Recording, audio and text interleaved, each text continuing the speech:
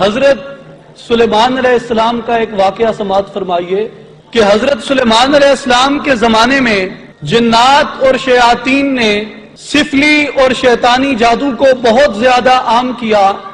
اور اس پہ متعدد کتابیں لکھ کر لوگوں میں ان کو تقسیم کرنا شروع کیا، جس سے زمین پہ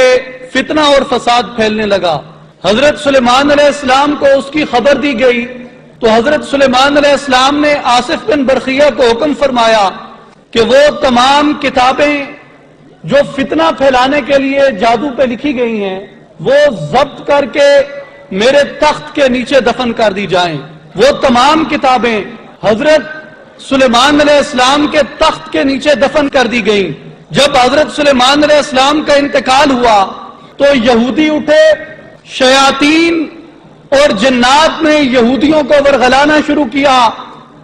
کہ حضرت سلیمان کی حکومت اور حضرت سلیمان کی سلطنت وہ الہامی طور پہ قائم نہیں تھی، نہ وہ وحی کے ساتھ قائم تھی، بلکہ حضرت سلیمان علیہ السلام کی حکومت تو جادو کے ساتھ قائم تھی۔ اگر آپ کو یقین نہ آئے تو جائیے حضرت سلیمان کے تخت کے نیچے زمین کھود کے دیکھ لیجئے۔ جب حضرت قائد اعظم رحمت اللہ علیہ کا انتقال ہوا اور وہ الفاظ جو میں دہرانا چاہتا تھا جو قائد اعظم نے 1939 میں فرمائے،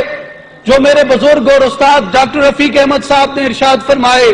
اتنی کھلی فکر قائد اعظم نے پیش کر دی، اور جب قائد اعظم کا انتقال ہو گیا تو شیاطین یہ کہنے لگے کہ قائد اعظم تو اس ملک میں ایک سیکولر نظام چاہتے تھے۔ یہ وہی شیاطین آج باتیں کر رہے ہیں جن شیاطین نے حضرت سلیمان علیہ السلام کے بعد یہ الزام لگایا تھا کہ سلیمان علیہ السلام کی حکومت جادو کے ساتھ قائم تھی، اور آج وہی شیاطین یہ الزام لگاتے ہیں کہ قائد اعظم ایک سیکولر پاکستان چاہتے تھے۔ اس لیے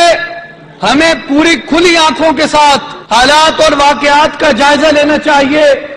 اور قائد اعظم رحمت اللہ علیہ کی فکر کا مطالعہ کرنا چاہیے۔